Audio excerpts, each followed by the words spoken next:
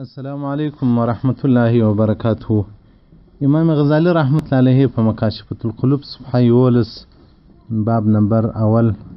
باب فی بیان الخوف یو حدیث ذکر کوي. وای په یو حدیث کې رسول الله صلی الله علیه وسلم څخه روایت دی چې الله جل جلاله یو ملک پیدا کړی دی. د دې ملک دومره عظیم صورت دی چې وزر په مشرق کې دی بل په مغرب کې دی. دا زموږ له سترګو څخه نهامي دی، موږ یې نه وینو. لکه کرام الکاتبین دوی ملکې دي زموږ په راسته او په شفا اوږه باندې ناست دي، موږ یې نه وینو، نه په درانیو او نه په خبرو یې نه وینو، نه رامعلومېږي. دا د الله هم مخلوق لکه ملایکې هغه هم موږ تر سترګو باندې نه لیدل کېږي، خو چې هغه باطني سترګې د انسان صفا سي، چې هغه په تصوف او په طریقت باندې تزکیه د باطن راسي، هغه مقام ته د ولایت انسان ورسیږي، ولي الله ځین جوړ سي، بیا الله کشف ورته وکړي، الله جل جلاله هغه بیا ملایکې هم په وویني، کشف القبور قبرو حالات هم په وویني، د آخرت حالات هم په وویني. په حدیث کې راځي رسول الله صلی الله علیه وسلم یو ملک پیدا کړی ده، یو وزر پر شرق بلې پر غرب دی، ورأسه تحت العرش، سر تر عرش عظیم لاندې دی. عرش عظیم دومره غټ عظیم مخلوق الله پیدا کړی دی. رسول الله صلی الله علیه وسلم بارک وایي عرش عظیم دومره غټ دی، د اومځکې و اسمانونه دومره کوچني ورته معلومیږي لکه د دنیا په مابینځ کې چې یو کړه بنګړۍ د ښځې وغورځوي، بنګړۍ څومره د دنیا په مابینځ کې کوچنی معلومیږي، دا ټوله دنیا او ما فیها هغه د عرش عظیم ته دومره کوچنی معلومیږي. نو د دغه ملایکې سر د عرش عظیم هغه تر لاندې یې سر دی.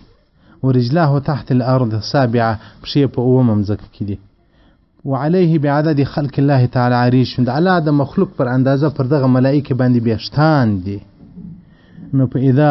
رسول الله صلی الله علیه وسلم هر وخت چې انسان که نر وي که ښځه وي درود ووایي من امتي علیه، زما له امت څخه چې هر څوک پر ما باندې درود ووایي، امره الله تعالی الله د ملایکې ته امر وکړي بان ینغمس فی بحر، چې په هغه بحر کې د رحمت چې د عرش عظیم لاندې یو بحر دی، هغه د رحمت بحر دی، هغه یو دریاب دی چې هغه د رحمت په اوبو کې ولاړې دي. الله جل جلاله ورته ووایي چې په دغه بحر کې غوټه سه، په دې دریاب کې غوټه سه.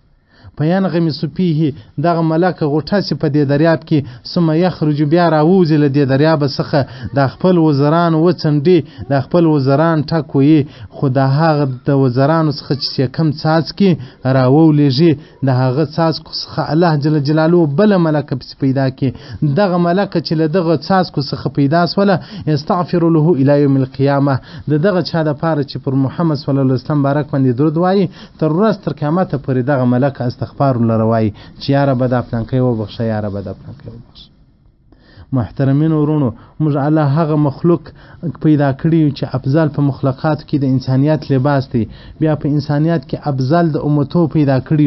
محترمین ورونو، یو شی چې اصل کیږي، یو شی چې قدر پیدا کوي په درو شانو وجوه باندې، یا به شی په بازار کې شاټ وي نه به پیدا کیږي، بیا هغه شی ګران وي، یا هغه شی به اصل کې قیمتي وي لکه سره زر یا سپین زر، یا به هغه شی د یو ښه چا د لاس وي، د باچا د لاس وي. تاسې په دنیا کې نه وینئ چې یو ښه فوټبال کوي، یو ښه د کرکټ لوبغاړی یې د هغه د لاس شی په ډېرو روپو باندې خرڅېږي.